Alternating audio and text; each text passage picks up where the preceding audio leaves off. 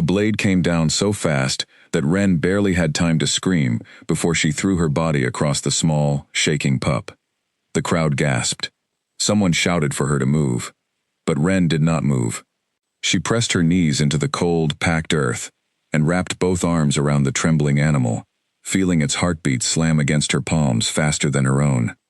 "Please," she said, her voice cracking. "Please don't kill him." The executioner froze mid-swing, the flat of his blade hovering inches from her back. He was a broad man named Callum, with a scar that ran from his jaw to his collarbone, and in all his years serving the Ashwood camp, no prisoner had ever thrown themselves in front of an animal marked for death. "Get up," Callum growled. "This does not concern you." "It concerns me now." Ren lifted her head and looked at him, and even though her hands trembled and her lips were pale from cold, her eyes did not waver. "He's blind. He's just a pup. He hasn't done anything wrong." Around them, dozens of prisoners stood in a long, miserable line, waiting for their names to be called, waiting to learn who among them would be spared for labor and who would not. The war between the Northern Territories and the Ashwood Pack had dragged on for 3 brutal years, and camps like this one had become common, holding pens for captured Omegas, deserters, and strays too weak to be useful. The pup in Ren's arms was one of the strays. He had wandered into camp 2 nights earlier, thin as a twig, his eyes clouded over with a pale white film that told anyone who looked at him that he would never see the world the way other wolves could. In a camp where every mouth had to be justified, a blind pup who could not hunt, could not fight, and could not run from danger was considered worse than useless. He was considered a burden, and burdens in this camp did not last long. "Move aside," Callum said again, lower this time, more of a warning than a command. Ren shook her head. "Take me instead." The words left her mouth before she had fully decided to say them, but the moment they were out, she did not take them back. She had already lost so much in this war. Her home, her family, the quiet village near the river, where she had grown up believing the world was mostly kind. She had nothing left to protect except the small, fragile things that crossed her path. And this pup, blind and shivering and utterly alone, had crossed her path only 2 nights ago and had curled against her side every night since, seeking warmth she barely had enough of to share. "You don't understand what you're asking," Callum said, but for the first time, there was a flicker of hesitation in his voice. "I understand perfectly," Ren answered. "You need a reason to spare him, so spare him, and take my life as the reason." A murmur rippled through the crowd of prisoners. Some looked away, unable to watch. Others leaned forward, drawn by the strange sight of a starving young Omega negotiating with death itself. Ren felt their eyes on her, felt the weight of every stare, but she kept her focus locked on Callum, refusing to let her voice shake, even though her whole body wanted to collapse from exhaustion and fear. It was in that moment, with the tension stretched as tight as a bowstring about to snap, that the sound of horses reached the edge of the camp. Not slow, tired horses, not the kind that dragged supply carts or wounded soldiers back from the front. These were fast, hard hoofbeats, the unmistakable rhythm of warriors returning from battle, and beneath that sound came something else. A deep, commanding voice giving orders, cutting through the noise of the camp like a blade through fog. The prisoners near the gate turned first, then the guards, then, finally, Callum himself glanced over his shoulder, and Ren watched the color drain slightly from his face. "The Alpha King," someone whispered. Ren's stomach twisted. She had heard stories about Alpha King Draven since the day she was captured, stories that painted him as a merciless commander who had crushed 3 rival packs in as many years, a man who did not know the meaning of mercy because he had never needed it. The guards spoke his name the way people spoke of storms, with a mixture of fear and grim respect. She had imagined him as something almost inhuman, a shadow given the shape of a man. She had not imagined that his arrival would happen at the exact moment she was fighting for the life of a blind pup, kneeling in the mud with a blade hovering over her back. The gates at the front of the camp groaned open, and a line of warriors rode through, dust and sweat clinging to their armor, the scent of a long battle still thick around them. At the front of the group, mounted on a black horse that seemed almost too large for the narrow camp road, was a man whose presence alone seemed to still the air. Draven. Ren had never seen him before, not even from a distance, but she knew instantly that this was him. It was not simply his size. though he was tall and broad enough to make the warriors around him look smaller by comparison. It was something in the way he carried himself, utterly still, utterly certain, as though the world had long ago learned to bend around his decisions, rather than the other way around. He was dismounting before his horse had fully stopped, handing the reins to a nearby soldier without even looking at him, his attention already sweeping across the camp with the sharp, assessing gaze of a man used to reading a battlefield in seconds. And then he heard it. A voice, young, female, breaking with desperation, cutting through the low murmur of the camp. "Please, don't kill him. Take me instead." Draven's steps slowed. He had heard countless voices beg for mercy in his years as Alpha King. Soldiers begging to be spared punishment for cowardice, prisoners begging for food, mothers begging for their children. He had grown, if not immune, then at least accustomed to the sound of desperation. It rarely moved him anymore. War had taught him that mercy, given too freely, could cost more lives than it saved. But this voice was different. It was not begging for the speaker's own life. It was offering that life away, freely, in exchange for something so small, so seemingly insignificant, that Draven found himself changing direction before he had consciously decided to. He walked past his own advisors, past the warriors still unloading supplies from the battle, past soldiers who called out greetings he did not answer, until he reached the edge of the crowd gathered around the execution block. What he saw stopped him completely. A young woman, thin from hunger but fierce in her posture, knelt in the mud, with her arms wrapped protectively around a small, trembling pup. Her clothes were torn and stained, her hair matted with dust, and yet there was something in the way she held herself, chin lifted, eyes steady despite the tremor in her hands, that made her impossible to look away from.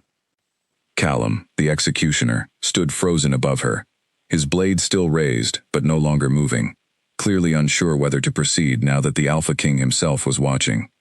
"Explain," Draven said. His voice was not loud, but it carried across the crowd with the same weight as a shout. Callum straightened immediately. "My lord, this pup was marked for removal. It's blind, useless for labor, and drains resources we can't spare." The prisoner interfered. Draven's gaze moved from Callum to the woman still kneeling in the dirt. She had not let go of the pup. Even now, with the Alpha King himself standing above her, she did not release her grip, as though she expected the moment his attention shifted, someone would try to finish what Callum had started.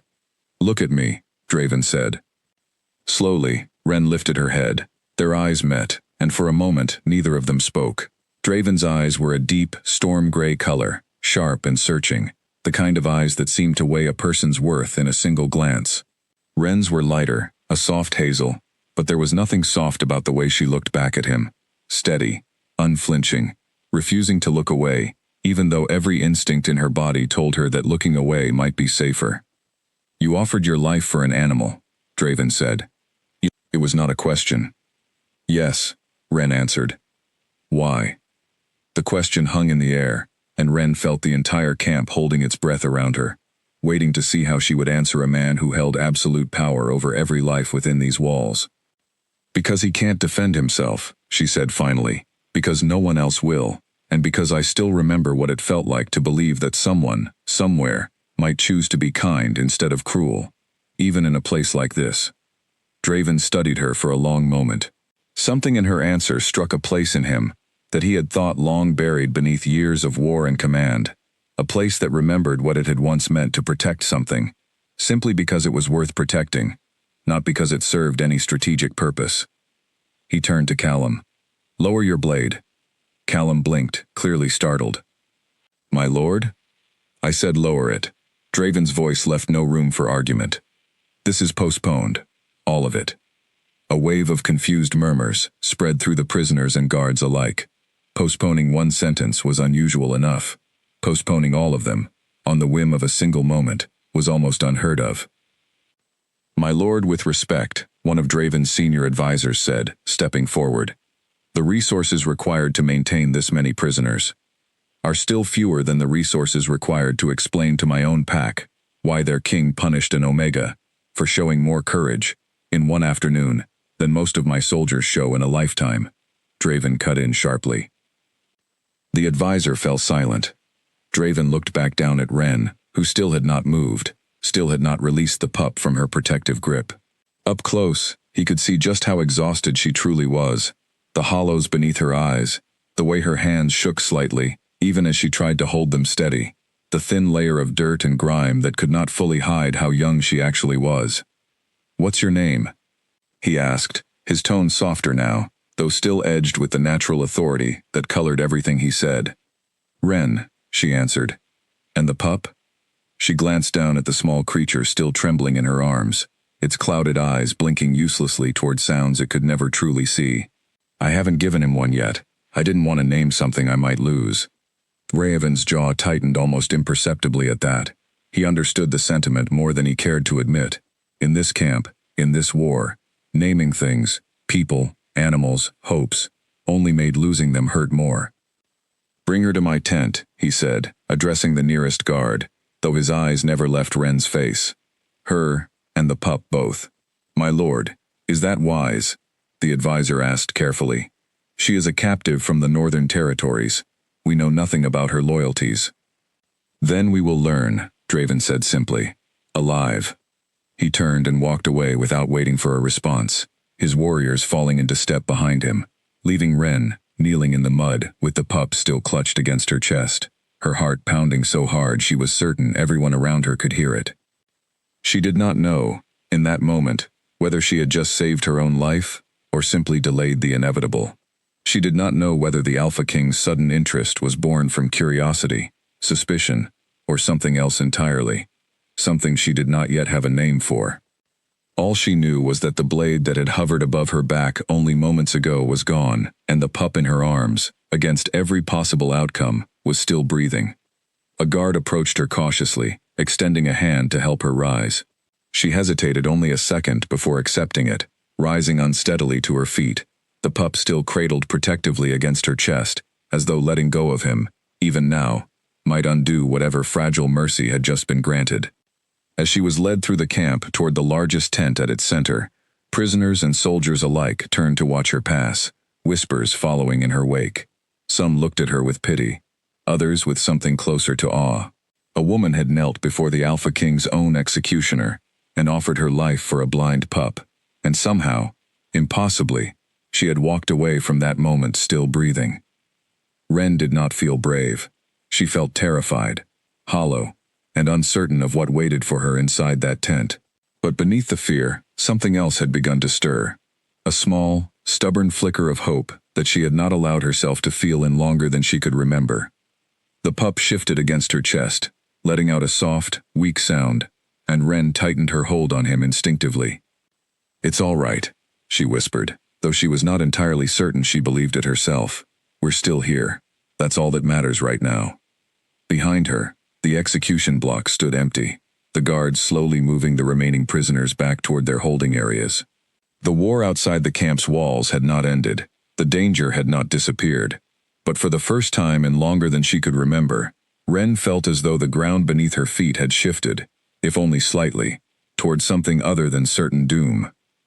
Ahead of her, the entrance to the Alpha King's tent loomed larger with every step, and Ren took a slow breath, steadying herself as best she could, unaware that the moment she stepped through that entrance, her entire life, and the fate of an entire pack, would begin to change in ways she could not yet imagine. Inside the camp, word of what had happened spread faster than fire through dry grass. By the time the sun began to dip toward the horizon, nearly everyone within the walls had heard some version of the story. The Omega who had begged for a blind pup's life, the executioner who had lowered his blade, the Alpha King who had stopped an entire line of executions because of a single voice. Some of the guards muttered that it was foolishness, that a king could not afford to be swayed by tears and pleading, especially not from a captive with no rank, no pack, and no claim to loyalty. Others, quieter and more thoughtful, wondered if perhaps their king had simply grown tired of the endless killing, tired of a war that had cost so many lives already that one more seemed almost unbearable to add to the count. Ren heard none of these whispers as she was led across the camp, her focus entirely consumed by the pup in her arms and the uncertain fate waiting for her ahead. She did not know that her name was already being repeated in hushed voices around cooking fires, or that soldiers who had marched beside Draven for years, were already trying to make sense of a decision that seemed so unlike the king they thought they knew. She only knew the weight of the pup's small body against her chest, the rhythm of his shallow breathing, slowly steadying as her warmth seeped into his thin frame, and the growing certainty that whatever waited for her inside that tent, she would face it the same way she had faced the executioner's blade, without looking away. The guard leading her paused at the entrance to the tent, glancing back at her once, before pulling the heavy flap aside. "Inside," he said simply. Wren adjusted her hold on the pup, drew in a slow breath, and stepped forward into the unknown, carrying with her the last small piece of hope she had left in the world. The inside of the tent was warmer than Wren expected, lit by a low fire burning in an iron brazier near the center. Maps covered a wooden table to one side, marked with symbols she did not understand, and the air smelled faintly of leather, smoke, and something sharper underneath, the scent of a man who had spent the day in battle and had not yet had time to wash it away. Draven stood near the table, his back to her when she entered, but he turned the moment the tent flap fell shut behind her. "Sit," he said, gesturing toward a low bench near the fire. Wren hesitated only a moment before lowering herself onto it, still holding the pup close against her chest. The small creature had grown quiet, exhausted from the events of the day. His blind eyes closed now as he pressed his nose into the fabric of her sleeve. Draven studied her for a long moment before speaking again. "You understand that what you did today could have gotten you killed." "I understand," Wren said quietly. "I decided it was worth the risk. For a pup that cannot see, cannot hunt, and cannot fight. For a life," she corrected gently, "one that mattered just as much as any other, even if no one else believed that." Something shifted in Draven's expression, though it was gone before Wren could name it. He walked closer, crouching slightly so that he was no longer looking down at her, his gray eyes searching her face with an intensity that made her want to look away, and refuse to look away all at once. "Where are you from?" he asked. "A village near the river, north of here.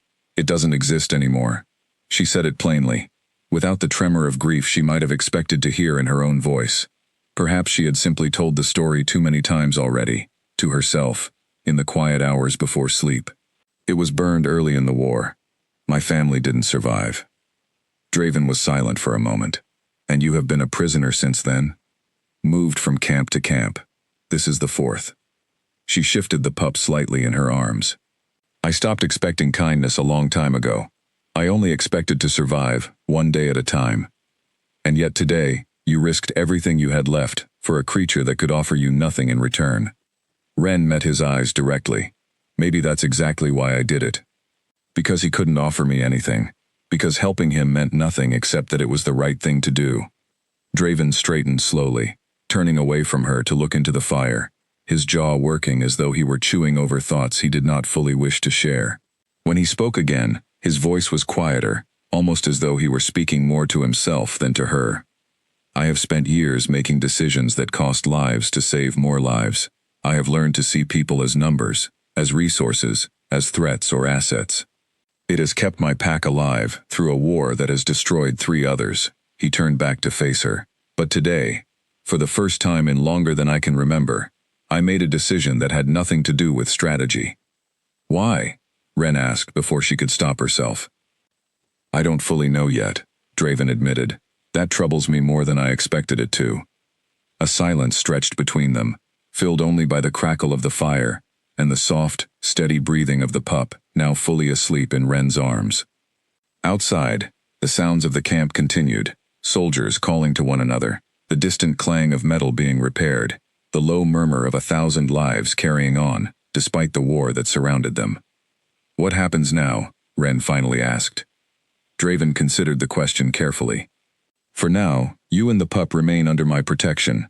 Officially, you will be listed as a prisoner of interest, pending further evaluation of your loyalties." "And unofficially?" A faint, almost imperceptible shift crossed his features. Not quite a smile, but something close to one. "Unofficially, I find myself curious about a woman who values a stranger's life over her own, in a camp where most have long since stopped valuing anything at all." Wren did not know how to respond to that, so she said nothing, simply holding his gaze as the fire crackled softly between them. "You will be given a tent near mine." Draven continued, his tone shifting back into something more businesslike, though the softness from a moment ago had not entirely disappeared. Food, water, and warmth. The pup may stay with you. No one will trouble you here. Why? Ren asked again, unable to hold back the question this time. Why go through all this trouble for a prisoner and an animal that serve no purpose to your pack? Draven met her eyes, and for a moment, something raw and unguarded flickered across his expression before he masked it again. Perhaps I am tired of only valuing things that serve a purpose. He called for a guard, and moments later, a young soldier appeared at the tent entrance, waiting for instructions.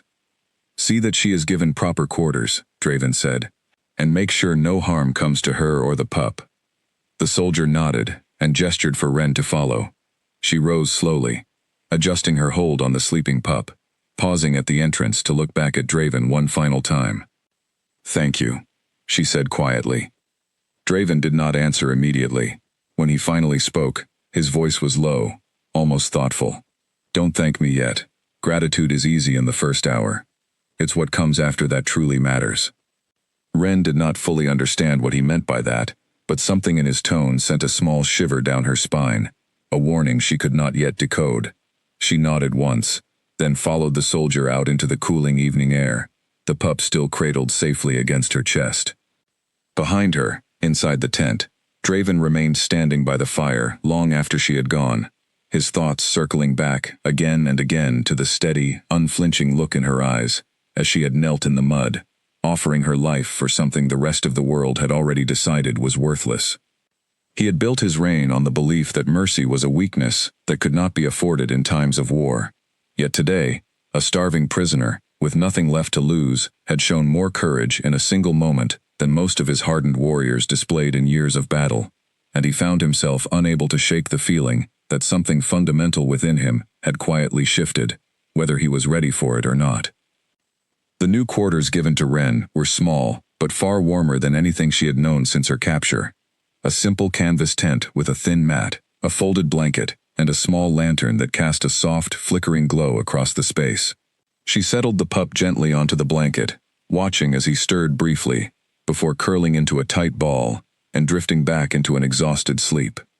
For a long moment, Ren simply sat beside him, running her fingers lightly through his thin, matted fur, trying to process everything that had happened in the span of a single afternoon. She had woken that morning, certain that she would not live to see the sunset. Instead, she found herself warm, fed, and momentarily safe, all because a king, known for his ruthlessness, had, for reasons even he did not seem to fully understand, chosen mercy over cruelty. She did not know what tomorrow would bring. She did not know whether Draven's protection would last, or whether the pack's advisors would eventually convince him that sparing a captive and a blind animal had been nothing more than a moment of weakness best corrected. But for tonight, at least, she allowed herself the smallest sliver of hope, curling up beside the sleeping pup and closing her eyes for the first time in weeks without the crushing weight of certain death pressing down on her chest. Outside, the camp settled into its nightly rhythm, fires burning low, guards changing shifts, the distant sound of wolves howling somewhere beyond the walls. And somewhere within the largest tent at the camp's center, Alpha King Draven stood awake, long into the night, staring into the dying embers of his fire, unable to explain even to himself why the memory of a stranger's unwavering eyes refused to leave him in peace. 3 weeks passed, and the blind pup, now named Ash, had grown stronger than anyone in the camp expected. His legs, once too weak to hold his own weight for more than a few steps, had filled out with muscle. His clouded eyes still saw nothing of the world around him, but he had learned to navigate by scent and sound, with a sharpness that surprised even the seasoned trackers who had once dismissed him as worthless. Ren spent her mornings tending to him, and her afternoons, somewhat unexpectedly, tending to the wounded soldiers who filled the camp's makeshift healing tent. She had learned about herbs and remedies from her mother, long before the war had taken everything else from her, and it had not taken long for the camp's healer, an older woman named Marta, to notice her steady hands and quiet competence. "You have a gift," Marta told her one afternoon, watching as Ren carefully cleaned and wrapped a young soldier's wounded arm. Wasted, if you ask me, standing around waiting to be decided upon like a piece of furniture. I'm a prisoner, Ren reminded her. I don't get to decide what I'm wasted on. Marta snorted. Prisoner or not, the Alpha King himself walks past this tent twice a day now, and I don't think it's my company he's checking on. Ren felt heat rise in her cheeks and busied herself with the bandages, refusing to acknowledge the observation, though she could not deny that Marta was right. Draven had, indeed, taken to visiting the healing tent with a frequency that had little to do with military necessity. He rarely stayed long, and their conversations rarely ventured beyond simple questions about her well-being or updates on Ash's progress. But there was something in the way he lingered, something in the way his gaze softened slightly whenever he found her there, that told Ren their strange arrangement had shifted into something neither of them had quite named yet. It was on a quiet evening, as the camp settled into its usual rhythm of fires and low conversation, that the first sign of danger arrived. A horn sounded from the northern watchtower, sharp and urgent, cutting through the peaceful hum of the camp like a blade. Ren's heart lurched as she recognized the pattern of the alarm. 3 short blasts, repeated twice. Even without understanding military signals, she had heard enough of them in her time as a prisoner to know that pattern meant only one thing: attack. Soldiers scrambled from their tents, weapons drawn, shouting orders to one another as they moved toward the camp's perimeter.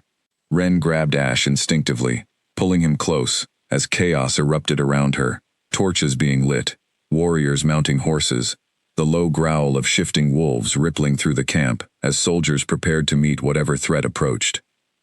"Get to the healing tent," Marta shouted at her, already gathering supplies. "We'll need every hand we have if this turns into a real fight." Ren hesitated only a moment before nodding, carrying Ash toward the tent, even as her mind raced with fear. She had lived through an attack before, the one that had destroyed her village, taken her family, left her with nothing but memories too painful to fully examine.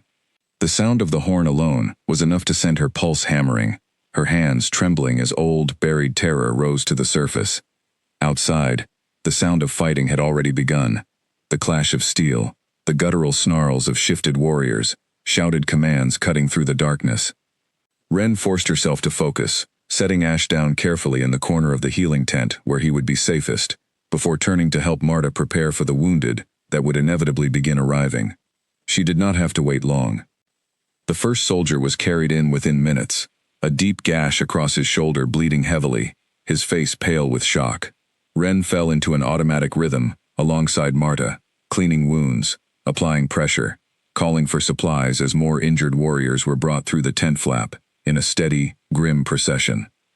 Through the chaos, she caught glimpses of Draven fighting near the camp's edge, his movements a blur of controlled, devastating force, as he cut through the attacking forces with a precision that spoke of years of hard-earned mastery. Even in the midst of her fear, Ren found herself unable to look away for more than a moment, struck by the sheer, terrifying competence of the man who had shown her such unexpected gentleness only weeks before. The attack lasted less than an hour, though it felt like an eternity to everyone inside the healing tent. When the fighting finally quieted, replaced by the moans of the wounded and the low murmur of soldiers accounting for their losses, Ren allowed herself a single shaky breath of relief, before returning her attention to the young soldier still bleeding beneath her hands. It was well past midnight by the time the last of the wounded had been treated, the tent finally quiet except for the soft breathing of those resting and recovering. Ren sat back on her heels, exhaustion pulling at every muscle in her body, her hands stained with blood that was not her own.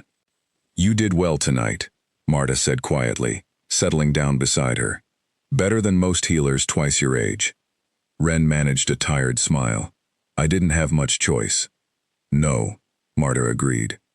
"But you chose to do it well, rather than simply doing enough to get by. That matters."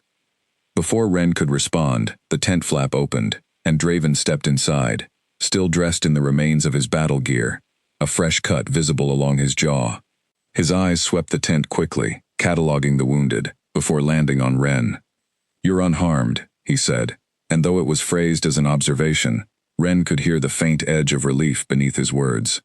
"I am," she confirmed. "Ash is safe too, in the corner there." Draven's gaze flicked briefly to the sleeping pup before returning to her. "You worked through the entire attack." "Someone had to." "That wasn't a criticism," he said, something almost gentle threading through his tone. "It was gratitude."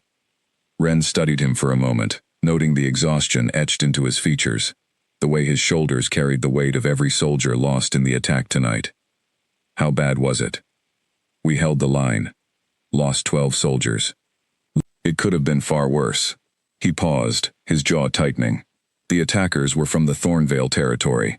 They've been testing our borders for weeks, but this was the most direct assault they've attempted. Do you think they'll return? I think, Draven said slowly, that this war has no intention of ending quietly, no matter how much either side might wish it would. A heavy silence settled between them, filled with the quiet sounds of the recovering wounded, and the distant murmur of the camp beginning to settle after the chaos of the attack. Ren found herself studying Draven's face, searching for something she could not quite name, some sign that the weight he carried might, even briefly, be shared rather than borne alone. You should rest, she finally said. You've been fighting for hours. Something flickered across Draven's expression, surprise perhaps, at being told what to do by a prisoner, though it was not unwelcome surprise. And you should as well, he replied. You've spent the entire night saving lives that most would have considered beneath your concern. Every life matters, Ren said simply. I thought you understood that now. Draven's eyes held hers for a long moment, something unspoken passing between them, that neither seemed willing to voice aloud. Finally, he nodded once, turning to leave the tent, though he paused at the entrance, glancing back at her. Thank you, he said quietly, for tonight, for everything since that first afternoon. Before Ren could respond, he was gone, disappearing back into the darkness of the camp, leaving her alone, with her exhaustion, and the quiet, steady breathing of Ash, curled safely in the corner. She did not know it yet, but not everyone within the camp shared her growing sense of hope. In a tent not far from the healing quarters, a man named Corin, one of Draven's most trusted advisors, sat awake long into the night, watching the exchange between the Alpha King and the prisoner, with narrowed, calculating eyes. Corin had served Draven loyally for years, had fought beside him through 3 brutal campaigns, and had always believed that his own steady counsel would one day be rewarded with greater influence within the pack's hierarchy. He had watched, with growing unease, as an unranked prisoner with no loyalty to the pack had somehow managed to capture the Alpha King's attention in a matter of weeks, threatening to undo years of careful positioning Corin had built for himself. He would not allow that to happen quietly. As the camp finally settled into an uneasy peace following the attack, Corin remained awake, turning over the beginnings of a plan in his mind. A plan that would require patience, careful timing, and a willingness to use whatever tools necessary to remove the threat that Ren posed to his own ambitions within the pack. He did not yet know exactly how he would accomplish it, but he was certain of one thing: the prisoner's unexpected rise in the Alpha King's favor would not go unchallenged for long.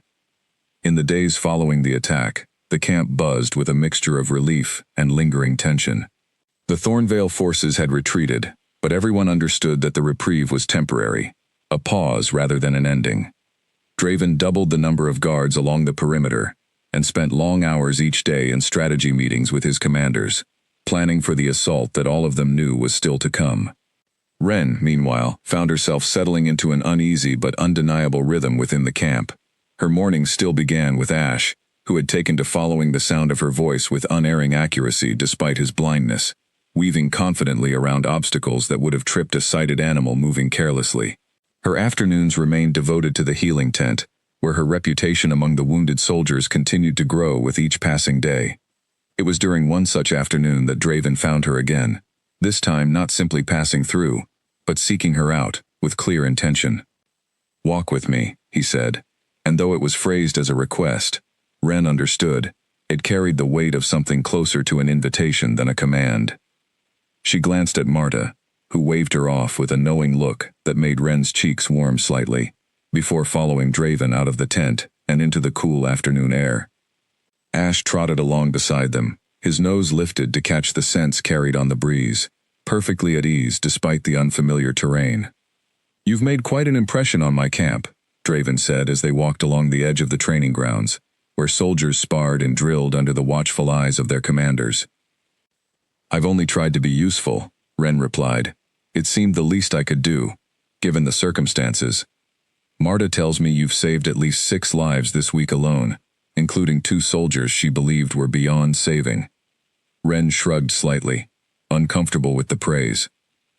I only know what my mother taught me. Marta deserves more credit than I do. Modesty, Draven observed, seems to be as natural to you as courage. Or perhaps I've simply learned that drawing too much attention rarely ends well for someone in my position. Draven's steps slowed slightly at that, and when he glanced at her, there was something sharper in his gaze, something that recognized the truth beneath her words. You still don't fully trust that you're safe here. Should I? Ren asked honestly. I'm still a prisoner, whatever kindness you've shown me. I've learned not to mistake temporary mercy for permanent safety. For a long moment, Draven said nothing, his jaw working as he considered her words carefully. You're right to be cautious, he finally admitted. I cannot promise you certainty in the middle of a war that has already taken so much from both of us. But I can promise you this. As long as I hold power within this pack, no harm will come to you, or to Ash, without passing through me first. Something in his tone, steady and unwavering, settled a small piece of the anxiety that had been coiled tightly in Ren's chest since her capture. She did not fully trust it, not yet, but she found herself wanting to, more than she had wanted to trust anything, in longer than she could remember. Their conversation was interrupted by the arrival of a soldier, breathless from running, who approached Draven with an urgent message. My lord, Corrin requests your presence immediately. He says it concerns a matter of pack security. Draven's expression shifted instantly into something more guarded, the softness from a moment ago, replaced by the sharp focus of a leader responding to duty. I have to go, he told Ren. We'll continue this conversation another time. Ren nodded, watching as he strode away with the soldier, Ash pressing close against her leg, as though sensing the sudden shift in the atmosphere around them. She did not know what matter of security required Corrin's urgent attention, but something about the timing, coming so soon after their conversation, left an uneasy feeling settled in her stomach that she could not quite explain. She would learn, soon enough, that her instincts had not been wrong to worry. Inside his private tent, Draven found Corrin waiting with 2 other advisors, their expressions grim as they gathered around a small table where several items had been laid out. A folded piece of parchment, a small vial of dark liquid, and a strip of fabric that Draven did not immediately recognize. What is this? Draven asked, his tone sharpening at the sight of his advisor's tense expressions. My lord, Corrin began carefully. These items were discovered hidden among the prisoner Ren's belongings during a routine inspection of the holding quarters. Draven's stomach tightened, though he kept his expression carefully neutral. Explain. Corrin gestured to the parchment first. This appears to be a coded message, written in a script commonly used by Thornvale scouts to communicate troop movements. And this, he indicated the vial, has been identified by our healers as a poison, capable of inducing symptoms similar to natural illness, difficult to detect unless specifically tested for. And the fabric? Draven asked, his voice tight with barely controlled tension. Torn from a Thornvale scout's uniform, my lord, found buried beneath her sleeping mat. The implications settled over the tent like a heavy weight. If the evidence was genuine, it suggested that Ren had not simply been a captured prisoner from the Northern Territories, but an active agent working on behalf of the enemy pack that had attacked their camp only days before. Perhaps even the very reason the attack had been possible in the first place. Draven picked up the parchment, examining the coded script carefully, his mind racing through the implications, even as something deeper within him rebelled against the conclusion his advisors seemed so eager for him to reach. Where exactly were these found? He asked. Beneath her sleeping mat, my lord, exactly as I described, Corrin repeated smoothly. The soldier who conducted the inspection is prepared to testify to the discovery. Bring him to me, Draven said. Corrin hesitated only briefly before nodding, gesturing for one of the other advisors to fetch the soldier in question. Draven remained silent, turning the vial over in his hands, studying it with the careful scrutiny of a man who had learned, through years of hard experience, never to accept evidence at face value, without examining every possible angle. Something about the situation felt wrong to him, though he could not yet identify exactly what. The timing, coming so soon after his growing closeness with Ren, had become obvious throughout the camp, struck him as suspicious. And Corrin's smooth, prepared explanations, felt rehearsed in a way that genuine discoveries rarely did. But he also could not ignore the weight of the evidence itself. A coded message, a poison, a scrap of enemy uniform. Taken together, they painted a picture that could not simply be dismissed, regardless of his personal feelings toward the woman at the center of the accusation. "I want a full investigation," Draven finally said, his voice carrying the weight of command, despite the turmoil churning beneath his controlled exterior. "Every piece of evidence examined thoroughly, and I want the prisoner questioned, but she is not to be harmed until we have confirmed the truth of these findings." "My lord," Corrin said carefully, "given the severity of these accusations, don't you think it would be wiser to detain her immediately, for the safety of the camp?" Draven's gaze hardened as he looked at his advisor. "I said she is not to be harmed. Detained, yes, if necessary for the investigation, but I will not condemn someone based on evidence alone, not without understanding the full truth first."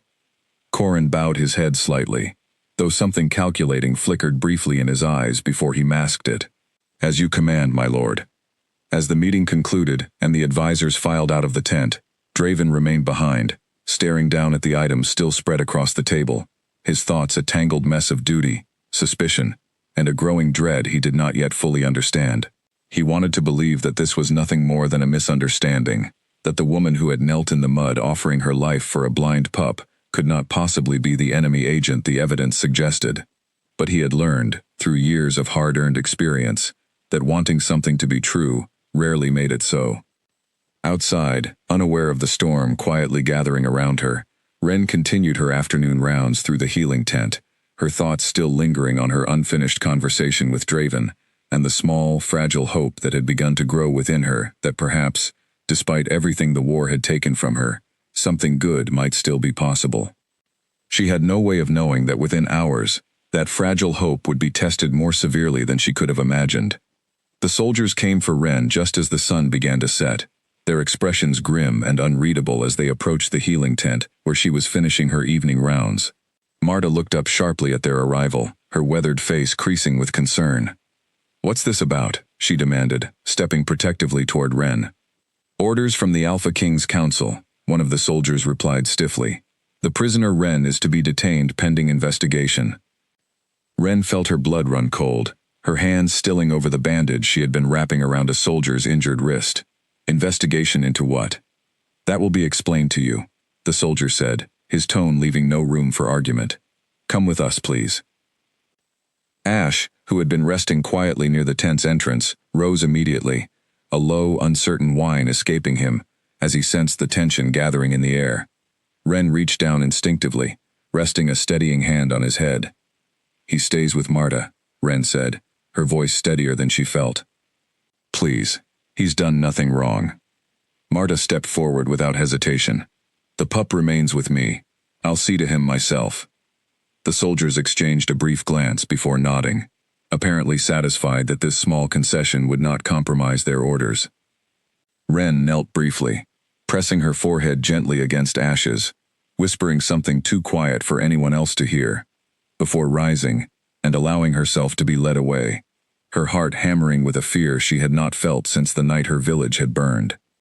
She was brought to a small, sparsely furnished tent near the edge of the camp, far from the comfortable quarters she had been given weeks earlier. 2 guards remained posted outside the entrance, their presence a clear and unmistakable message that she was no longer considered simply a prisoner of interest, but something far more dangerous. It was nearly an hour before Draven finally arrived, and the moment he stepped through the tent's entrance, Ren knew immediately that something had shifted between them, something heavy and uncertain hanging in the air, where warmth had existed only hours before. "Tell me this is a mistake," she said, before he could speak, her voice trembling despite her efforts to keep it steady. Draven's expression remained carefully controlled, though Ren could see the tension in the set of his jaw, the way his hands remained clenched at his sides. "Evidence was found among your belongings, suggesting ties to the Thornvale forces. A coded message, a poison, a piece of enemy uniform." Ren felt the air leave her lungs, as though she had been struck. "That's impossible. I have no connection to Thornvale. I've never even seen their uniforms up close before today." "The evidence says otherwise." "The evidence is lying," Ren said, her voice rising with desperation. "Someone placed those things there. I would never betray this camp, not after everything you've done for me and for Ash. Draven studied her carefully, searching her face for any sign of deception, though he found nothing but raw, unguarded fear staring back at him. I want to believe you, he admitted quietly, but I cannot simply dismiss evidence because I wish it to be false. I have a duty to my pack that extends beyond my personal feelings. Then investigate properly, Ren pleaded. Find out who truly placed those items in my quarters. Someone wanted me removed, and they chose this way to do it. Who would want that? Draven asked, though something in his tone suggested he was already turning the same question over in his own mind. Ren hesitated, uncertain if voicing her suspicion would help or harm her situation further. I don't know for certain, but I've noticed the way some of your advisors look at me. Not everyone in this camp has been pleased by your attention toward a prisoner with no rank and no loyalty proven beyond doubt. Something flickered across Draven's expression at that. Recognition, perhaps, of a suspicion he had already begun to entertain himself regarding Corrin's suspiciously smooth explanations. But he said nothing further on the matter, instead straightening and stepping back toward the tent's entrance. The investigation will continue, he said. Until it concludes, you will remain here, under guard. I cannot allow you freedom within the camp, while these accusations remain unresolved, regardless of my personal feelings on the matter. And if the investigation concludes that I'm guilty? Ren asked, her voice barely above a whisper. Draven's jaw tightened, and for a long moment, he did not answer. When he finally spoke, his voice carried a weight that told Ren exactly how much this conversation was costing him. Then I will have no choice but to enforce the laws of this pack, regardless of what I might wish otherwise.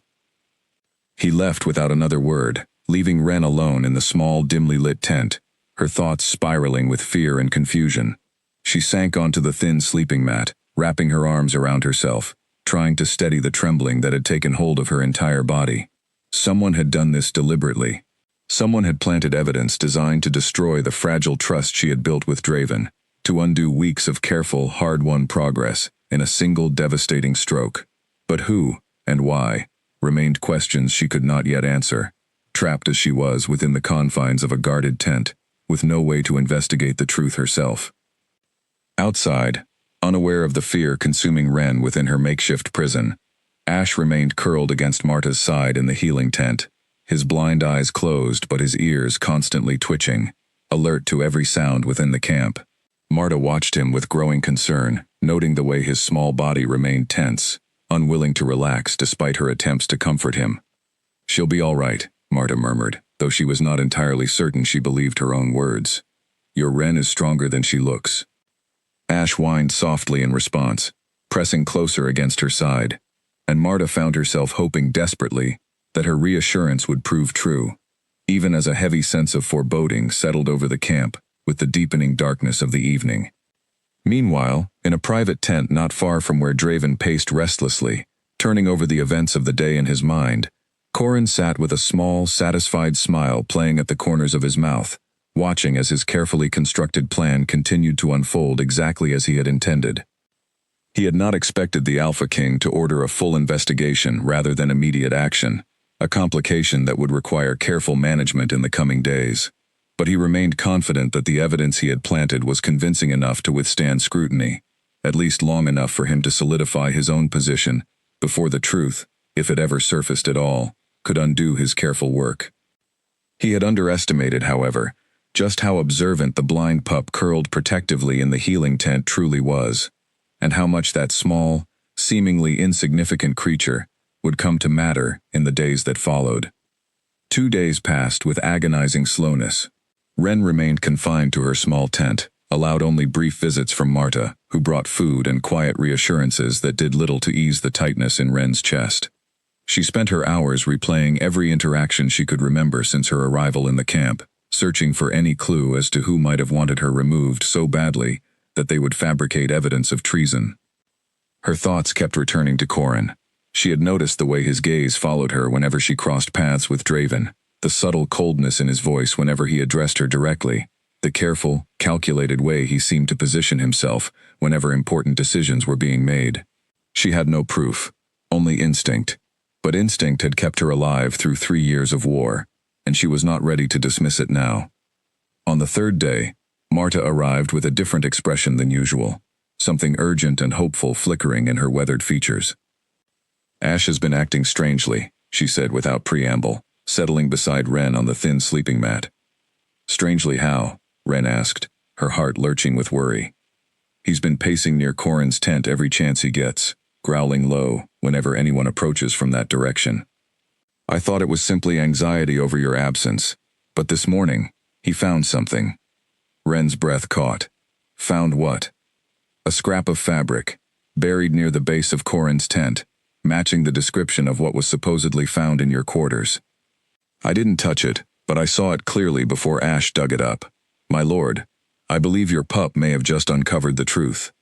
Hope, fragile and cautious, began to bloom in Ren's chest for the first time since her detention began. "Does Draven know?" "Not yet. I came to tell you first, but I intend to bring this to his attention immediately." Marta left quickly, and Ren remained alone in her tent, her mind racing with possibilities. If Ash had truly uncovered evidence linking Corin to the fabricated accusations, it might be enough to clear her name entirely.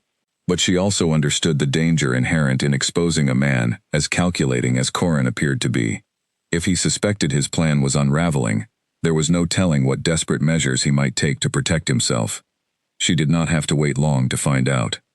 Less than an hour after Marta's departure, the sound of raised voices and hurried footsteps reached Ren's tent, followed by the unmistakable clash of steel and the sharp, panicked shouts of soldiers responding to some new crisis. Ren rose immediately, pressing herself against the tent's entrance, straining to hear what was happening beyond her confined space. "The Alpha King has been attacked," someone shouted, the words sending a jolt of cold terror through Ren's entire body. She pushed past the tent flap despite the guards' attempts to stop her, ignoring their protests as she ran toward the source of the commotion, her mind consumed entirely by fear for Draven's safety. The guards, caught off guard by her sudden burst of movement, and uncertain of their orders in the chaos, hesitated just long enough for her to slip past them entirely. She found the scene near Draven's private tent, a cluster of soldiers gathered tensely around a fallen figure, while several others restrained a struggling man whose face Ren immediately recognized. Corin.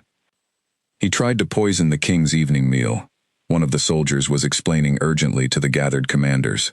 "One of the kitchen staff noticed unusual residue in the cup, and alerted us just in time. The king refused the drink, but Corin attempted to flee when he realized he'd been discovered." Ren's eyes found Draven, standing shaken but unharmed near the center of the gathering, his expression a mixture of fury and disbelief as he stared at the advisor who had served him loyally for years, now revealed as nothing more than a traitor consumed by ambition. "Why?" Draven demanded, his voice carrying the weight of genuine betrayal. "After everything, why would you do this?" Corin, still struggling against the soldiers restraining him, laughed bitterly. "Because you were becoming weak, blinded by sentiment for a prisoner, with no rank and no loyalty proven. I did what was necessary to protect this pack from your poor judgment. By framing an innocent woman for treason and attempting to murder your own king." Draven's voice had gone dangerously quiet, a tone Ren had not heard from him before, one that sent a chill through everyone present. "That is not protection, Corin. That is nothing but naked ambition dressed up as duty." Corin's expression twisted with something between defiance and desperation. "I would have made a stronger leader than you've become. This pack deserves someone who won't be swayed by a pretty face and false courage. The pack deserves a leader who values truth over convenient lies," Draven replied coldly. He turned to the soldiers restraining Corin. "Take him to the holding cells. He will face judgment before the full council for treason and attempted murder." As Corin was dragged away, still shouting bitter accusations that no one bothered to acknowledge, Draven's gaze finally found Ren standing at the edge of the crowd, her face pale with shock and relief in equal measure. He crossed the distance between them quickly, his hands settling gently on her shoulders as he studied her face with an intensity that made her breath catch. "You're safe," he said, though it sounded almost like a question, as though he needed to confirm the reality of it for himself. "I heard you'd been attacked," Ren said, her voice trembling. "I couldn't stay in that tent, not knowing if you were alive." "Marta brought me evidence just before the attack occurred," Draven explained, his hands still resting on her shoulders as though he were reluctant to let go. "Evidence that Ash had uncovered near Corin's tent, matching the fabric found among your belongings. I had already begun to suspect the truth, but I hadn't yet confronted him when he made his desperate attempt on my life. Then it's over, Ren said, relief flooding through her so completely that her legs nearly gave out beneath her. The accusations against me are cleared, Draven confirmed gently. You were never the traitor in this camp. Corin was, and his own desperation to eliminate what he perceived as a threat to his ambitions has exposed him completely. Ren felt tears she had been holding back for days finally spill over, and before she could fully process what was happening, Draven pulled her into an embrace that felt both unexpected and, somehow, entirely inevitable. She allowed herself, for the first time since her capture, to simply lean into the comfort being offered, her body shaking with the release of days of accumulated fear and tension. I never should have doubted you, Draven murmured against her hair, not even for a moment. You had evidence, Ren said softly, though she made no move to pull away from his embrace. You were only doing what a leader must do. A leader must also trust his own instincts, Draven replied, and mine told me, from the very first moment I heard your voice, at that execution block, that you were exactly who you appeared to be. I let doubt override that instinct, and I am sorry for the pain that decision caused you. They remained like that for a long moment, the chaos of the camp settling gradually around them as soldiers dispersed and order began to reassert itself following the dramatic revelation of Corin's betrayal. Somewhere nearby, Ren could hear the soft, happy sound of Ash barking, apparently having made his way to the scene despite his blindness, drawn by the familiar scents and sounds of the people who mattered most to him. Ren pulled back slightly, wiping at her tear-streaked face, managing a small, genuine smile for the first time in days. Where is he? As if summoned by the question, Ash bounded toward them, his nose leading him unerringly through the dispersing crowd until he reached Ren's legs, pressing against her with unmistakable joy.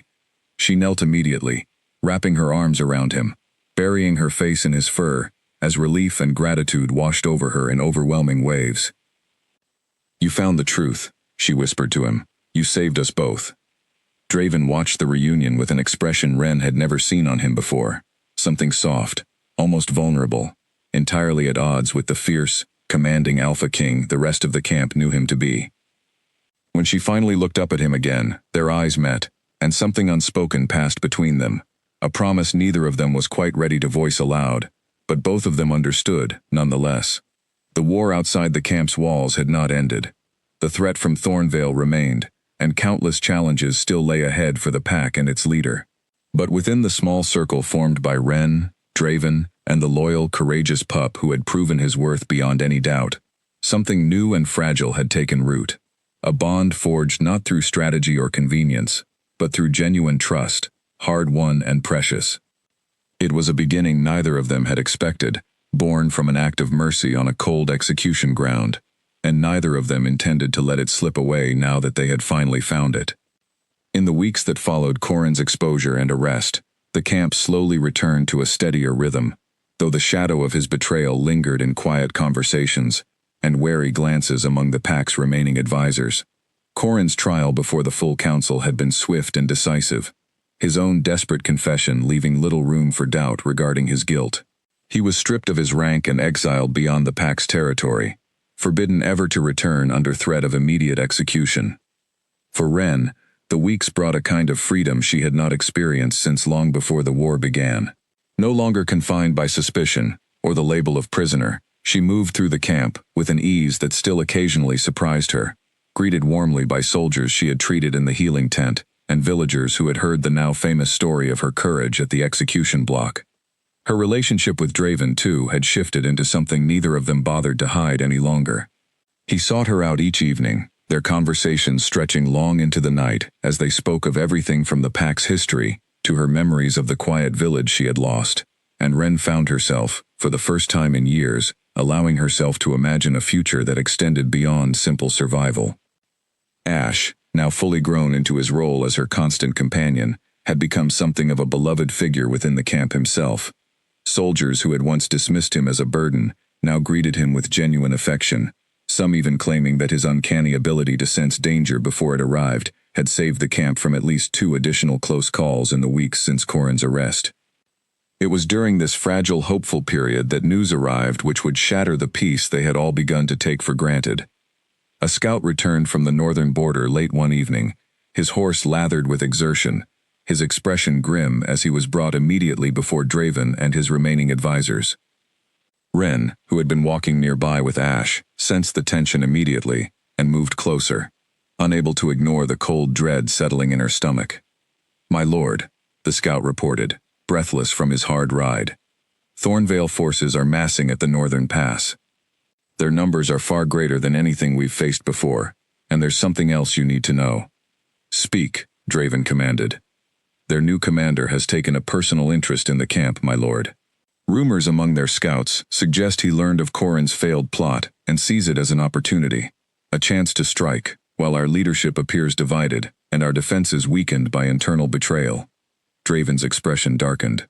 "How soon before they move?" "Days, my lord. Perhaps less." The advisors immediately launched into urgent discussion of defensive strategies, troop placements, and supply considerations.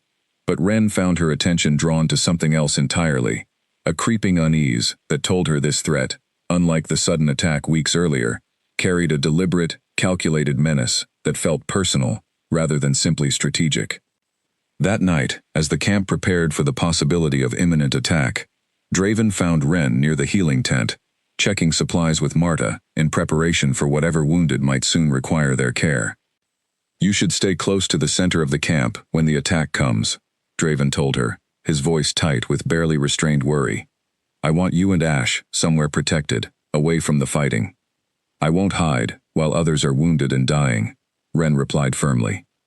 "You know that about me by now." "I do," Draven admitted, "which is exactly why I'm worried. This enemy commander sounds different from what we've faced before, more calculated, more willing to exploit weakness in ways Thornvale hasn't attempted previously." Ren reached out, resting a hand against his arm, feeling the tension coiled beneath his skin. "We've faced attacks before. We'll face this one together, the same way." Draven covered her hand with his own, something raw and unguarded flickering across his features. "I've fought countless battles in my life, Ren. I've faced enemies far larger and more experienced than this new commander. But I've never had something to lose the way I do now, and I find that fear more difficult to master than any battlefield I've ever known." Before Ren could respond, the sound of the alarm horn split the night air, sharp and urgent, far earlier than anyone had anticipated.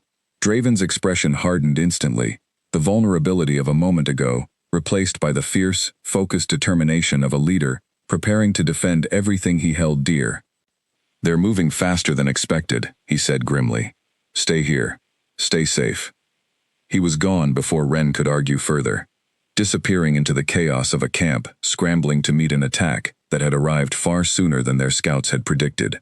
Ren remained frozen for only a moment before her instincts took over, moving quickly to help Marta prepare the healing tent for what she feared would be a night far bloodier than the last attack they had survived. But this attack, she would soon discover, was unlike anything the camp had faced before. The Thornvale forces struck not at the camp's main defenses, but at its most vulnerable points.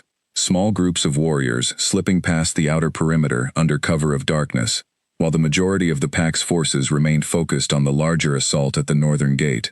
It was a calculated, ruthless strategy, designed not simply to overwhelm the camp's defenses, but to create chaos and confusion that could be exploited for far more targeted purposes. Ren realized the danger too late. She had stepped outside the healing tent briefly to retrieve additional supplies from a nearby storage area, Ash trotting faithfully at her side, when three warriors emerged suddenly from the shadows between the tents, their movements swift and coordinated, in a way that immediately told Ren this was no random encounter. "The healer," one of them said, his voice carrying an accent that marked him clearly as Thornvale. "Our commander wants her taken alive." Ren's blood ran cold as understanding crashed over her. This was not a random assault. Someone within Thornvale's forces had learned enough about the camp, about her relationship with Draven, to specifically target her as a means of striking at the Alpha King himself. Ash lunged forward with a fierce growl, placing himself protectively between Ren and the approaching warriors. But even his loyal courage was no match for three trained soldiers intent on capturing their target. Ren tried to scream, tried to call for help, but a rough hand clamped over her mouth before the sound could fully escape, muffling her cries as she struggled desperately against the powerful grip restraining her. She heard Ash's furious barking turn suddenly to a pained yelp as one of the warriors struck him aside, and fear for the pup's safety momentarily overwhelmed even her own terror at being seized. She fought harder, twisting and kicking against her captors, but it was not enough to prevent them from dragging her swiftly away from the camp's edge, disappearing into the darkness of the surrounding forest before anyone else realized what had happened.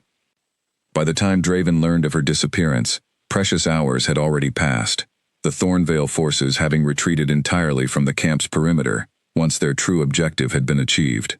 He stood at the edge of the forest where Ash had been found, injured but alive, whining desperately and straining against anyone who tried to hold him back from following the fading scent trail leading deep into enemy territory. "They took her," Draven said, his voice a low, dangerous rumble that carried the full weight of his fury and fear combined. "They used the attack as cover to take her specifically." "My lord," one of his commanders said carefully, "pursuing into Thornvale territory without proper preparation would be reckless. We don't know their numbers, their defenses, or their exact intentions." "Their intentions are clear enough," Draven snapped. "They intend to use her against me, exactly as Corrin once tried to do, except this enemy has far greater resources and far less hesitation about how far they're willing to go." He knelt beside Ash, examining the pup's injuries with careful, gentle hands, despite the storm of emotion raging within him.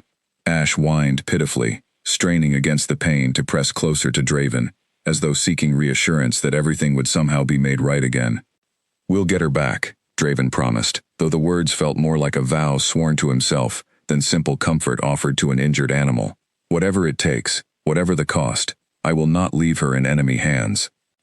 Behind him, his commanders exchanged uncertain glances, understanding that their king's next decision would likely determine not only the fate of the woman who had captured his heart, but potentially the future of the entire war that had already consumed so many lives. Ren woke to the throbbing ache of rope biting into her wrists, and the unfamiliar smell of unfamiliar terrain, damp earth and pine, mixing with the acrid scent of torches burning nearby. She blinked against the darkness, her vision slowly adjusting to reveal the interior of a crude wooden structure, its walls reinforced with iron bars that left no doubt about its purpose. A prison cell, deep within enemy territory. She pushed herself upright despite the protest of aching muscles, taking stock of her surroundings with the same steady determination that had carried her through every previous crisis since the war had begun. The cell was small, containing nothing but a thin layer of straw and a single bucket in the corner. Beyond the iron bars, she could see the flickering glow of torchlight and hear the low murmur of voices speaking in tones too distant to fully understand. Footsteps approached eventually, heavy and deliberate, and Ren straightened her spine as a tall figure emerged from the shadows beyond her cell, his features sharp and calculating in the dim light. "So," the man said, his voice carrying the same cold authority she had once expected from Draven before she came to know him better. "You're the one who has caused my scouts so much trouble to acquire." "Who are you?" Ren demanded, refusing to let the tremor in her chest reach her voice. "Commander Aldrich," he replied, "leader of the Thornvale forces, and soon, I expect, the man who will bring an end to Alpha King Draven's reign entirely." "By using me as leverage," Ren said flatly. How predictable. Something flickered in Aldrich's expression at her defiance, an unwelcome surprise at finding his captive so unbowed despite her circumstances. "You should be more careful with that tongue, girl. Your usefulness to me depends entirely on Draven's willingness to trade for your safe return. If he refuses, or if he takes too long to respond, your usefulness diminishes rapidly. He won't simply hand over whatever you demand," Ren said, though privately she was not entirely certain of that herself. "He's a better strategist than that." Aldrich smiled, cold and calculating. "We shall see. Men in love make foolish decisions, and I've heard enough about the way he looks at you to believe he'll come himself, rather than send an army he cannot fully trust with such a delicate negotiation." The words settled uncomfortably in Ren's chest, because she suspected, with growing dread, that Aldrich's assessment might prove entirely correct. Draven's fierce, protective nature, the same quality that had led him to spare her life at the execution block months ago, might now lead him into a trap specifically designed to exploit that very mercy. "If you hurt him," Ren said, her voice low and dangerous despite her bound wrists and the iron bars separating them, "you will find that I am far more trouble than any leverage is worth." Aldrich laughed, genuinely amused by her defiance. "Bold words from a captive with no weapons and no allies within 100 miles, but I admire your spirit, even as I intend to use it against the very man who values it so highly." He left without further explanation, leaving Ren alone once more, with only the flickering torchlight and her own racing thoughts for company. She forced herself to think clearly, pushing aside the fear that threatened to overwhelm her, focusing instead on any possible advantage she might find within her current circumstances. She had survived worse than this. She had survived the destruction of her entire village, months of imprisonment across multiple camps, and the constant threat of execution that had defined her existence since the war began. She was not going to allow fear alone to determine the outcome of this latest crisis. Meanwhile, back at Draven's camp, preparations for a rescue mission were already well underway, driven by a leader whose fury and determination had galvanized his entire pack into swift, decisive action. Ash, despite his injuries, had refused to be left behind, his nose pressed constantly toward the direction the Thornvale warriors had fled, guiding the tracking party with an accuracy that no trained scout could match. "He's leading us true," one of the trackers confirmed, studying the trail Ash had identified. "This path leads directly toward Thornvale's main stronghold." Draven knelt briefly beside Ash, resting a hand on the pup's head. "Find her," he said quietly. "Bring us to her, and I promise you both will never be separated again." Ash whined softly, as though understanding the weight of the promise being made, before continuing forward with renewed determination despite his injuries, his blind eyes focused on nothing but the scent trail that would lead them to the woman who had saved his life so many months ago. The journey to Thornvale territory took the better part of 2 days, Draven pushing his forces hard through difficult terrain, driven by an urgency that left little room for rest or hesitation. His commanders had advised caution, careful planning, a measured approach that would minimize risk to their forces, but Draven found himself unable to fully embrace patience when every hour that passed represented another hour Ren remained in enemy hands. "We cannot simply charge into their stronghold blindly," his second-in-command, a steady warrior named Garrick, warned, as they made camp for the final night before reaching Thornvale territory. "Aldrich will be expecting exactly that kind of desperate response." "Then we won't give him what he expects," Draven replied, his mind already working through alternative strategies despite the exhaustion weighing on his body. "We need information about the stronghold's defenses, entry points, guard rotations, and we need it quickly." It was Ash, in the end, who provided the solution that Draven's commanders had not considered.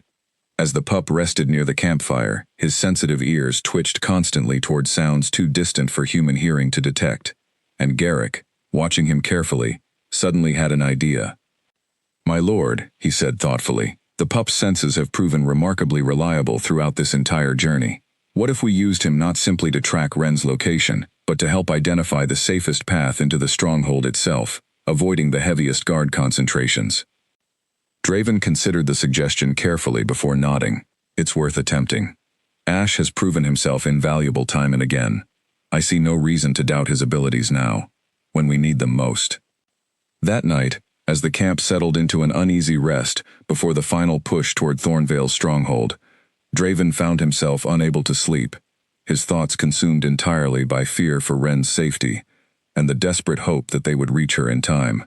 He sat near the dying embers of the campfire, Ash curled beside him, both of them united in their shared determination to bring her home safely.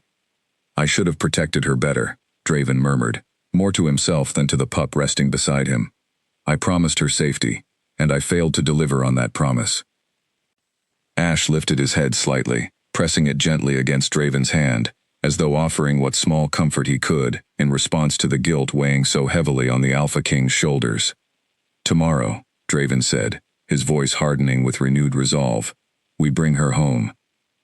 Whatever it costs, whatever risks we must take, I will not fail her again." The fire crackled softly in response, the only sound in the quiet night, as an entire camp of warriors prepared themselves for the dangerous rescue that awaited them at first light. unaware of exactly what challenges lay ahead within the walls of Thornvale's heavily fortified stronghold. The Thornvale stronghold rose against the pale light of dawn, its wooden walls and watchtowers silhouetted against a sky just beginning to brighten. Draven crouched at the edge of the tree line alongside Garrick and a small, carefully chosen group of his most capable warriors, studying the fortress with the sharp, calculating focus of a man who understood that every decision made in the next few hours would determine whether Ren lived or died. Ash remained close beside him, his nose lifted toward the fortress, his entire body tense with focused attention despite the injuries still healing along his side. The main gate is heavily guarded, Garrick observed quietly, but the eastern wall appears to have a weaker rotation. Fewer torches, less frequent patrols. Draven nodded, his eyes tracking the movement of guards along the visible sections of the wall. That will be our entry point. Small teams, moving quietly. We locate Ren first, before engaging any unnecessary conflict. And if conflict becomes unavoidable? Garrick asked. Then we finish what Aldrich started the moment he chose to make an enemy of this pack, Draven replied grimly. They moved under cover of the retreating darkness, small groups of warriors slipping toward the eastern wall with practiced, silent efficiency. Ash led the way for Draven's own team, his nose guiding them unerringly toward the section of the fortress where Ren's scent grew strongest, undeterred by the unfamiliar and threatening terrain surrounding them. The first guard fell silently, dispatched before he could raise any alarm, and Draven's team moved swiftly through the gap created, slipping into the fortress's interior, with the same careful precision that had carried them safely through countless previous battles. Ash's pace quickened as they moved deeper into the stronghold, his entire body practically vibrating with urgency, as Ren's scent grew stronger with every passing moment. They found her cell tucked into a low, poorly guarded section of the fortress, seemingly an afterthought compared to the heavily fortified main structure. Only 2 guards stood watch, clearly unprepared for the possibility of a direct assault so deep within what Aldrich had believed was impenetrable territory. The guards fell quickly and quietly, and Draven rushed to the cell door, his heart pounding with a mixture of fear and desperate hope as he searched the darkness within for any sign of Ren. Draven? Her voice, weak but unmistakably alive, reached him from the shadows, and relief crashed through him with such force that his hands trembled slightly as he worked to free the lock securing the cell door. "I'm here," he said, his voice rough with emotion he made no effort to hide. "I'm here, and I'm getting you out." The door finally gave way, and Ren stumbled forward into his waiting arms, her body trembling with exhaustion and relief in equal measure. Draven held her close for only a brief moment, aware of the danger still surrounding them, before pulling back to examine her carefully for injuries. "I'm all right," she assured him, though her voice remained shaky. Frightened, exhausted, but unharmed. Ash pressed against her legs immediately, whining with unmistakable joy at being reunited with her after days of desperate searching, and Ren knelt briefly to wrap her arms around him despite the urgency of their situation. "We need to move quickly," Draven said, helping her to her feet. "This fortress will not remain quiet for long once Aldrich realizes what has happened." They had barely made it halfway back toward the eastern wall when the alarm finally sounded, harsh and urgent, echoing across the fortress, as Thornvale warriors scrambled to respond to the unexpected intrusion. Draven's expression hardened instantly, his hand moving to the sword at his side, as he positioned himself protectively between Ren and the approaching sounds of pursuit. "Stay close to me," he instructed, his voice carrying the fierce, commanding authority of a leader, prepared to fight through whatever obstacles remained between his people and safety. The fighting that followed was fierce and chaotic, Draven's small team cutting through Thornvale resistance with practiced efficiency, even as their numbers remained dangerously outmatched by the fortress's full garrison. Ren found herself pressed against a wall alongside Ash, watching with a mixture of terror and awe as Draven fought with a ferocity she had never witnessed before, driven entirely by his determination to see her safely away from the danger surrounding them. It was Aldrich himself who finally emerged to confront them directly, his expression twisted with fury at seeing his carefully constructed plan collapsing so completely. "You dare invade my stronghold?" he snarled, drawing his own weapon as he advanced toward Draven with clear intent. "You dare take what belongs to my heart," Draven replied coldly, and expect no consequence in return. The two leaders clashed with the full force of their considerable skill, steel ringing against steel, as warriors on both sides paused briefly to watch the confrontation between their respective commanders. Ren watched with her heart in her throat, unable to look away even as fear for Draven's safety threatened to overwhelm her completely. The fight was brutal and prolonged, both men clearly evenly matched in skill and determination, but Draven's fury, fueled by days of fear and desperate hope, ultimately proved the deciding factor. With a final, decisive strike, he disarmed Aldrich completely, forcing the Thornvale commander to his knees, with a blade held steady at his throat. "Yield!" Draven commanded, "or face the same fate you intended for the woman you took from me." Aldrich, recognizing the futility of continued resistance, finally lowered his head in defeat. "I yield," he said bitterly. "This battle is yours." With their commander defeated, the remaining Thornvale warriors quickly threw down their weapons, recognizing that continued fighting would serve no purpose beyond further, unnecessary bloodshed. Draven's forces secured the fortress swiftly, and within the hour, what had begun as a desperate rescue mission had transformed into a decisive victory that would fundamentally alter the balance of power in the ongoing war. As the fortress was secured and the immediate danger passed, Draven finally allowed himself a moment to simply hold Ren close, both of them trembling slightly with the release of accumulated fear and adrenaline.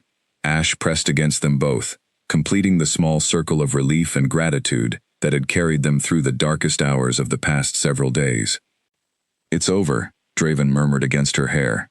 "You're safe now, truly safe, this time." Ren pulled back slightly to look up at him, her eyes still bright with unshed tears, though a genuine smile had finally found its way to her lips. "We're safe," she corrected gently. "All three of us, together." Behind them, the fortress that had held her captive now stood firmly under Draven's control, and word would soon spread throughout both territories that the Thornvale threat had been decisively broken, their forces scattered, and their leader captured. The war that had raged for so many years, claiming countless lives and destroying entire villages, had finally reached a turning point that offered genuine hope for lasting peace. But for Ren, standing amid the aftermath of battle, with Draven's arms still wrapped protectively around her, and Ash pressed warmly against her legs, the greater victory was far more personal than any territorial gain or military triumph. She had survived capture, betrayal, and the desperate uncertainty of enemy hands, only to find herself, in the end, exactly where she belonged, surrounded by the family she had never expected to find, amid the wreckage of a war that had taken everything from her, only to give her something far more precious in return. 3 months passed following the fall of the Thornvale stronghold, and the Ashwood Pack entered a season of peace unlike anything it had known since the war first began. With Aldrich's forces scattered and his leadership broken, the remaining Thornvale territories quickly sought terms of surrender rather than continued conflict, and Draven, true to the mercy that had first drawn Ren's admiration, offered fair and reasonable terms rather than the harsh retribution many of his advisors had initially urged. "A lasting peace requires more than simple victory," he had explained to his council, with Ren standing quietly at his side during the negotiations. "It requires the wisdom to build something better from the wreckage of what came before." The Pack's territory had grown calmer in the months since, villages beginning the slow process of rebuilding, soldiers returning to families they had feared they might never see again, and a cautious optimism spreading among people who had known nothing but war for the better part of 3 years. Ren had continued her work in the healing tent throughout this period of transition, though her role within the camp had evolved considerably from the frightened prisoner who had once knelt in the mud, offering her life for a blind pup's freedom. She was known throughout the territory now, respected not simply as the Alpha King's companion, but as a healer whose skill and compassion had saved countless lives throughout the war's final, difficult months. It was on a clear, bright morning, with the first genuine signs of spring beginning to show throughout the camp, that Draven called together the full pack for what he described only as an announcement of great importance. Ren stood near the front of the gathered crowd, Ash pressed loyally against her side as always, uncertain exactly what Draven intended to announce, though something in the anticipation building throughout the camp suggested this would be no ordinary gathering. Draven emerged before the assembled pack, his expression carrying none of the guarded authority that had once defined his public presence, replaced instead by something warmer, more open, that spoke to the genuine transformation he had undergone since that fateful afternoon at the execution block months earlier. "For 3 years," he began, his voice carrying easily across the gathered crowd, "this pack has known nothing but war, loss, and the constant weight of survival. I have led you through that darkness, as best I could, making decisions I believed necessary, even when they cost us dearly." The crowd remained silent, listening intently as their king continued. "But somewhere along that difficult path, I nearly lost sight of what truly matters most. Not simply victory, or territory, or strategic advantage, but the value of mercy, of compassion, and of recognizing worth in those the world might otherwise dismiss as insignificant." His eyes found Ren's across the gathered crowd, and something soft and unmistakable passed between them, visible to everyone present despite the distance separating them. "I found that lesson," Draven continued, "in the courage of a woman who knelt before my own executioner, offering her life for a creature the world had already decided was worthless. That same woman has since proven herself invaluable to this pack in ways too numerous to count, healing our wounded, exposing betrayal within our own ranks, and reminding all of us what true strength looks like when it is grounded in genuine compassion rather than simple force." He extended his hand toward her, and Ren, her heart pounding with a mixture of nervousness and overwhelming hope, made her way through the parting crowd to join him at the front of the gathering. "Ren," Draven said, his voice softening as he addressed her directly, though it still carried easily to everyone present, "you came to this camp as a prisoner, with nothing left to lose, and you leave it today, as something far greater than I ever expected to find, in the midst of this long, brutal war. I am asking you, before this entire pack, to stand beside me, not simply as my companion, but as Luna of Ashwood Pack, sharing in the responsibility and the honor of leading these people forward into whatever peace we can build together." Ren felt tears rising, unable to fully contain the overwhelming emotion of the moment, as she looked out at the gathered crowd, so many familiar faces watching with genuine warmth and support, before returning her gaze to Draven's earnest, hopeful expression. "I never expected to find anything worth living for beyond simple survival," she said, her voice trembling slightly with emotion. "But you, and this pack, and the small, brave pup who refused to give up on either of us, have given me more than I ever thought possible to hope for again." She reached for his hand, holding it firmly within her own.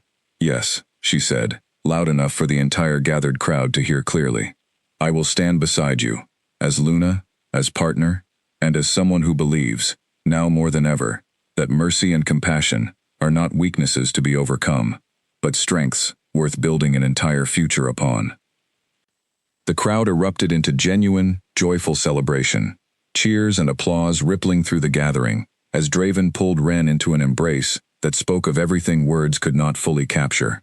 Ash, sensing the celebratory atmosphere despite his inability to see the joyful faces surrounding him, barked happily, weaving between the legs of nearby pack members who reached down affectionately to pat his head, having long since come to regard him as something of a beloved symbol for the entire camp. In the months and years that followed, the story of how a captive Omega had begged an executioner to spare a blind pup's life, only to capture the heart of the very Alpha King who had once been feared throughout the territory for his ruthlessness, became something of a legend throughout Ashwood Pack and beyond. Parents told the story to their children as a lesson about the power of compassion. Soldiers spoke of it as proof that strength and mercy were never truly opposed to one another. And Ren herself, now firmly established as Luna alongside Draven, continued her work in the healing tent whenever her responsibilities allowed, never forgetting the lessons of hardship and survival that had shaped her long before fortune finally turned in her favor. Ash, for his part, lived out his years as the pack's most beloved guardian, his blindness never once diminishing the fierce loyalty and uncanny instincts that had saved Ren's life on more than one occasion throughout their journey together. He remained by her side through every joyful celebration and every quiet, peaceful evening that followed, a living reminder that even the smallest, most seemingly insignificant lives could hold within them the power to change everything. And Draven, once known throughout the territory only for his ruthless efficiency in war, became known in the peaceful years that followed as a leader who had learned, through the courage of one remarkable woman and her loyal companion, that true strength lay not in the absence of mercy, but in the wisdom to recognize when compassion mattered more than any other consideration. The war that had once threatened to consume everything eventually faded into memory, replaced by a lasting peace, built not simply on military victory, but on the deeper understanding that even in the darkest of circumstances, kindness and courage could still triumph over cruelty and fear. And in the heart of Ashwood Pack, the story of the executioner's block, the blind pup, and the Alpha King, who had learned to listen to something more than mere strategy, remained a cherished testament to exactly how much could change when someone chose compassion over convenience, even when the entire world seemed to demand otherwise.